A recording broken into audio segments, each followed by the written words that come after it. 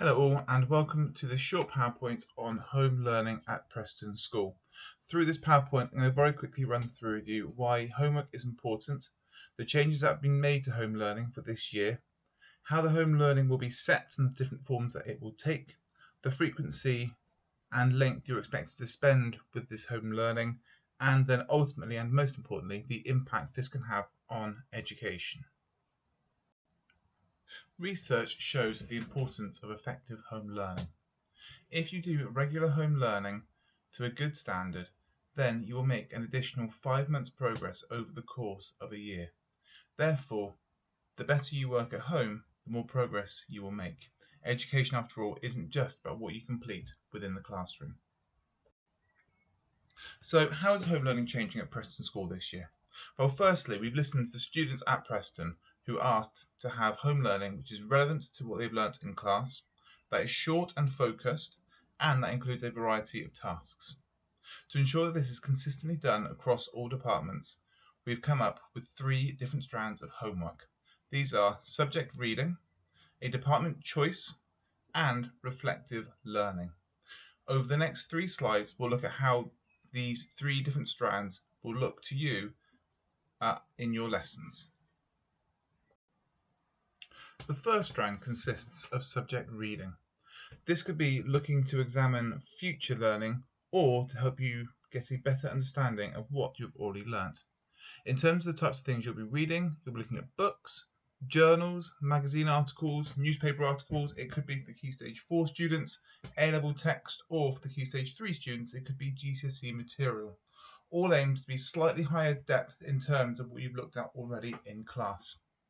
In terms of the work you'll be set around this, it will either be quizzes in the following lessons, it could be Google form quizzes, it could be annotating texts or analysing the information you are reading by writing extra knowledge around it and picking out key words. The second strand is a department choice homework. This will be very similar to what you're already getting set by your class teachers. It could include worksheets, revision guides, it could be past questions, it might be using Seneca or MathsWatch, it could be starting some project work which you'll be using later in class. In terms of how this particular homework is checked, this will be mainly done via live marking in class. So once it's completed, the following lesson or two, your teacher will come around with the red pen and mark your homework to make sure it's done to a satisfactory standard. The final strand of homework is the reflective learning. This is where you will create revision material over everything that you studied in that study cycle. This will be to help you with your end of unit assessments or indeed for end of year assessments. In terms of what is created, your teachers will give you guidance as to the best way to revise their subject. There are many different revision methods to use, so please don't use just one for all of your different subjects or indeed different topics within one subject. With regards to the frequency with which you're set home learning, this very much depends on how often you have that subject.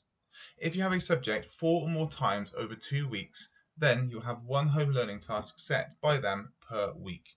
If you have that subject 3 lessons or less per fortnight, then you'll have 1 home learning set per fortnight. Your teachers will always look to give you roughly 1 week in which to complete this home learning task to make sure that you have time to do it to a sufficient standard. Your teacher will also try and find time to check in with you as a class to make sure that the homework is being completed to a good standard. For all home learning tasks, you should be looking to spend roughly 20 to 30 minutes within these pieces of work. This slide shows at Key Stage 3 when you'll be set the home learning tasks. The subjects in grey at the top are the subjects you have 4 lessons or more per fortnight. Therefore, you will receive home learning for those more frequently. The lessons at the bottom in white are where you have 3 lessons or less per fortnight, and therefore you will have less home learning from them. Across the top, it says the week beginning and then the various weeks. This is so within that week you know what home learning you will be getting and how frequently you will be getting these home learning tasks. Although this might look like you're receiving a lot of home learning, it is worth remembering that you should only be spending 20 to 30 minutes per home learning task, and therefore it doesn't actually equate to too much time, which we'll come on to a little bit later on within this presentation. You will also note The last fortnight is also taken up with reflective learning for all lessons. This is to help you prepare for your assessment fortnight at the end of the term. This timetable is for the Key Stage 4 subjects, and it shows all the different subjects and how frequently, again, you'll be receiving home learning. As with all of your subjects at GCSE, you have them 4 or more times per fortnight. You will be receiving a weekly home learning from each of your subjects. The subjects in grey at the top are the core subjects of English, Maths and Science, whereas the bottom 4 are your option subjects. Again, you will have reflective learning placed within this timetable, so you'll have time to make sure you're prepared for the assessments at the end of each half term. With GCSE, you will have 2 opportunities to do reflective learning to make sure that your revision notes are as good as possible.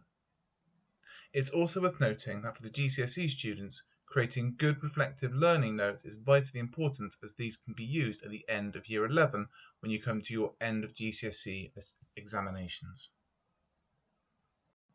I hope that this PowerPoint has helped to show you the importance of home learning, and also how the new home learning policy will help you in terms of doing as well as you can during your time at Preston, be that those in Year 7 or those finishing this year in Year 11.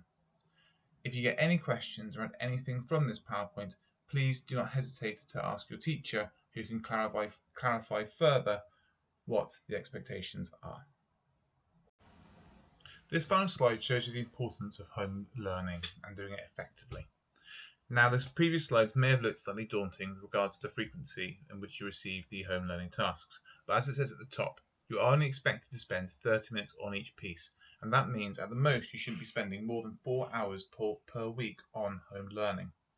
Again, this may sound a lot, but again, it is worth noting the impact this can have on your education. Remember, it is 5 months per year, and that means for the Year 10 students, you can make a whole 10 months extra progress, so nearly a whole year.